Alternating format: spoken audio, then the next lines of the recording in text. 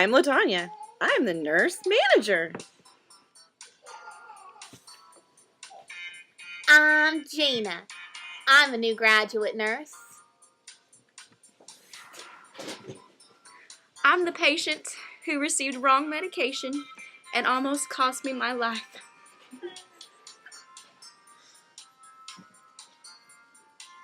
I'm the lab pharmacist, and I misplaced things in the wrong bins. I'm Cody, and I'm a new graduate nurse. I'm Jacob.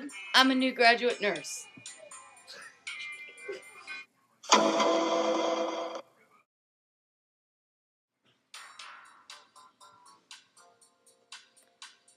LaTanya Wilson is a nurse manager for a busy 20-bed telemetry unit. In addition to providing post-surgical care for cardiac patients, nurses also prepare patients for cardiac catheterization lab procedures. LaTanya's staff include 8 new graduate nurses, almost half of her nursing staff. The new nurses have attended most of the required nursing orientation for the hospital. 3 times in 1 month, telemetry unit patients who had orders for heparin drips were administered heparin flush instead. Pre-mixed IV bags for heparin drips as well as heparin flush for indwelling arterial catheters are stocked on the IV solution cart in the medication room.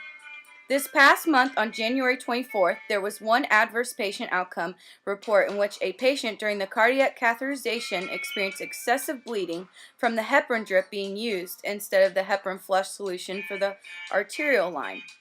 The patient went 8 hours before it was noted. The patient lost 4 units of blood and their blood pressure dropped to 70/42 before the solution type was acknowledged, and they had to be transfused with 6 units of packed red blood cells to correct the blood loss and changes in the hemodynamic status. Also, because the heparin bags are in the same bin, cardiac catheterizations are frequently delayed, which causes a backlog in the cath lab. Gina Smith is a graduate nurse on the telemetry unit.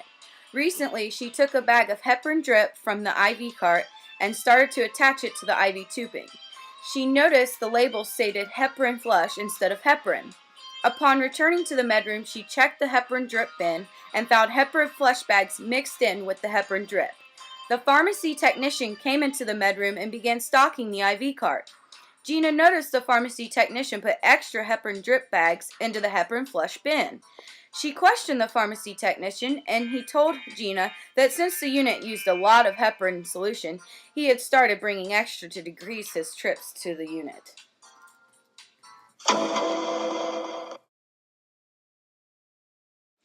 A nurse manager on any unit has many roles. Roles can include organizing, coordinating, collaborating, goal setting, delegating, motivating, and putting the nursing process into action.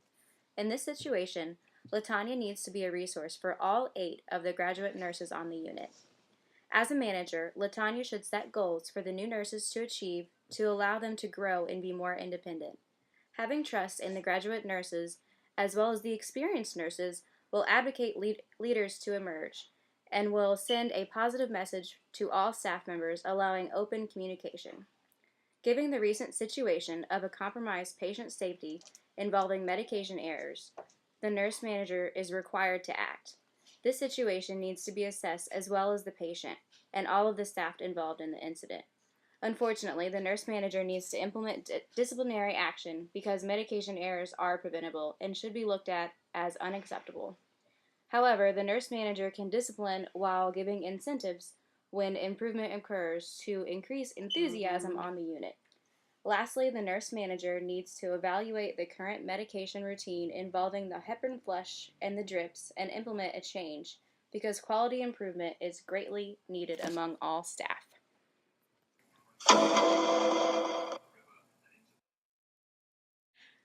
Gina is a new graduate nurse who caught what would have been a medication error. She is a patient advocate, meaning she needs to do what is best for the patient. It is Gina's duty as a nurse to perform the 5 rights of medication administration in order to ensure the safety of her patients. Since she was assigned patients, the responsibility and accountability of caring for particular patients now goes from one person, who is the nurse manager, to her. She is held accountable for all actions performed on these patients she is assigned and cares for, since she has obtained relevant education and graduated from a nursing program, passed the NCLEX exam, which proves minimal competency to become a licensed registered nurse, and has completed most of the hospital's orientation required.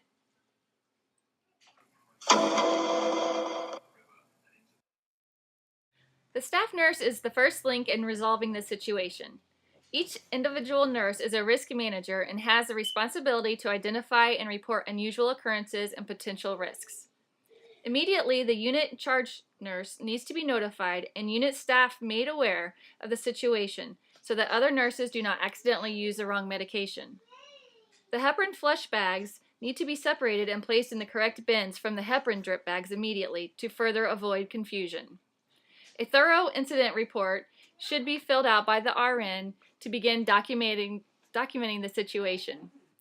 Every facility will have its own policy or procedure to follow. However, every incident should include 5 steps: discovery of the incident or potential risk, notification to risk manager within 24 hours with a written report, if applicable, a verbal notice as soon as possible, immediate investigation of the incident by risk management team, consultation with necessary management, actions taken to make sure the changes are changed as needed, and a recording of the reports, policy changes, and follow-up actions. Depending on the facility, a team will be made up of various individuals in leadership positions and those directly involved to begin a root analysis cause on the situation. A root analysis cause is a retrospective review to identify the sequence of events that led to the development of the error in the placement of bags and possible cause of medication errors earlier in the month. Aspects in this process that need to be included are the situation at risk, the frequency of occurrences, patients involved, personnel who contributed to the event, assessing policies and procedures in place to keep the incident from occurring, and did the workplace environment contribute to the event? Also, does a facility or outside politics play a role in the event? Individuals who play integral parts in resolving this process include the risk management director, hospital attorney, administration, pharmacy personnel, unit team leaders, and staff nurses in all departments. Education and training for threats to patient safety on a regular basis, policy and procedure training, and vigilance are essential areas that need to be focused on for all staff. One way to minimize errors is to monitor training threats to patient safety continually to recognize that individual errors often reflect organizational and system failures. Other strategies to reduce future risks may include keeping the environment where drugs are prepared clean and with as few distractions as possible. Carefully following protocols with high-risk drugs, using well-maintained infusion pumps, and performing assessments of the 5 patient rights, such as a patient right of the right patient, the right dose, the right time, the right route, and the right drug. Some facilities rely on technology to assist in making sure all of these areas are checked before providing the right medication to a patient. Although these features help minimize errors, the responsibility ultimately comes down to the RN to perform the skill appropriately. New nurses must also recognize any weaknesses or lack of knowledge that they may possess and seek assistance from more experienced RNs as necessary. Nurse managers should conduct safety rounds on their unit to provide an extra safeguard for patients.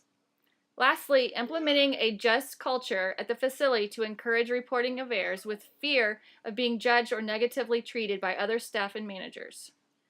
While disciplinary action may be required as a consequence, the goal of the evaluating of an event such as this is to prevent future mistakes and protect the patient safety.